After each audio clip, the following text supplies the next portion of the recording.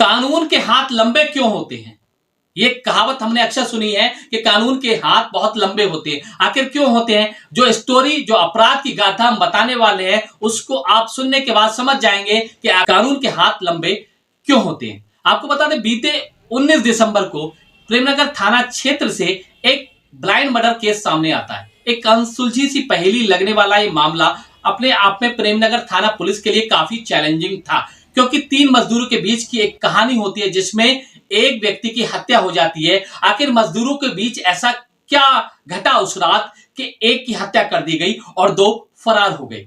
इस पूरी घटना को लेकर पीसीआर कॉल प्राप्त होती है प्रेमनगर थाना को, जो उनको सूचना मिली, एक अचेत व्यक्ति की सूचना मिली थी कि एक व्यक्ति बेहोशी की हालत में पड़ा हुआ है। मौके पर पहुंचते हैं, शिनाख्त करते हैं तो उस व्यक्ति को संजय गांधी हॉस्पिटल लेकर जाया जाता है, जहां पर डॉक्टरों की टीम उसे मृत घोषित कर देती है। इस बीच एफएसएल की टीम, क्राइम टीम मौके पर पहुंचती है और प्रेमनगर थाना टीम तफ्तीश में जुड़ जाती है। विक्रम सिंह चौहान की अध्यक्षता में जो समर्पित टीम थी, उसने काफी सूझबूझ का परिचय देते हुए जो बिल्डिंग मटेरियल, जहां पर वो स्पॉट था जहां पर तीनों व्यक्ति काम करते थे, उनके मालिक से बात की और तफ्तीश में पता चला कि जिस रात हत्या हुई उस रात से 2 मजदूर और गायब हैं। पुलिस की टीम को बिल्डिंग मटेरियल स्पॉट से मालिक से बातचीत होती है और मालिक बताते हैं 2 मजदूर यहां से गायब हैं, बिशु राय और मुंशी राय।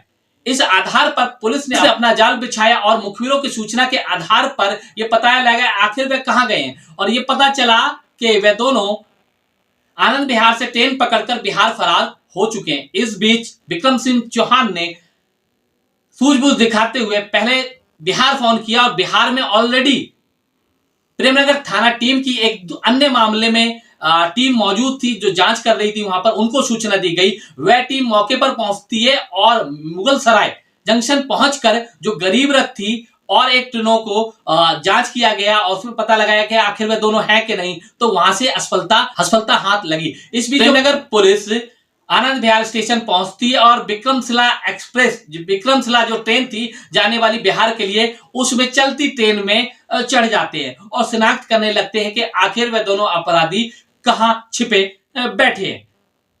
आप समझ सकते हैं ये जो घंटों का सफर था, घंटे पूरी ट्रेन की जांच की गई। पूरी ट्रेन में जब जांच की गई तो पता लगा कि दोनों जनरल बॉगी में पाए गए और उनकी शिनाख्त करके उन्हें बिहार में उतारा गया। इसके बाद दिल्ली वापस लाया गया। तो ये कुछ घंटे दिल्ली पुलिस की कार्यशैली को दिखाते हैं कि अगर जज्बा और कर्तव्यपरायण क्षमता है तो कहीं भी अपराधी छुप जाए पुलिस की नजर से नहीं बच सकता। और शायद इसीलिए कहा जाता है कानून के हाथ बहुत लंबे होते हैं। प्रेमनगर थाना पुलिस ने जो काम किया उसको बिहार में भी अप्रिशिएट किया जा रहा है, खासतौर पर जिले में अप्रिशिएट किया जा रहा है। तो मुंशी राय ने बताया कि दरअसल मुंशी राय और मुकेश जो मृतक था उसके बीच में कहासुनी होती है और कहासुनी में यह आरोप लगाता है कि मुकेश राय ने पहले ईंट उठाई थी मारने के लिए। इस पर जवाबी हमला मैंने भी किया, उसके सर पर दे मारी, जिसके बाद वह अचेत गिर पड़ा। इस बीच जो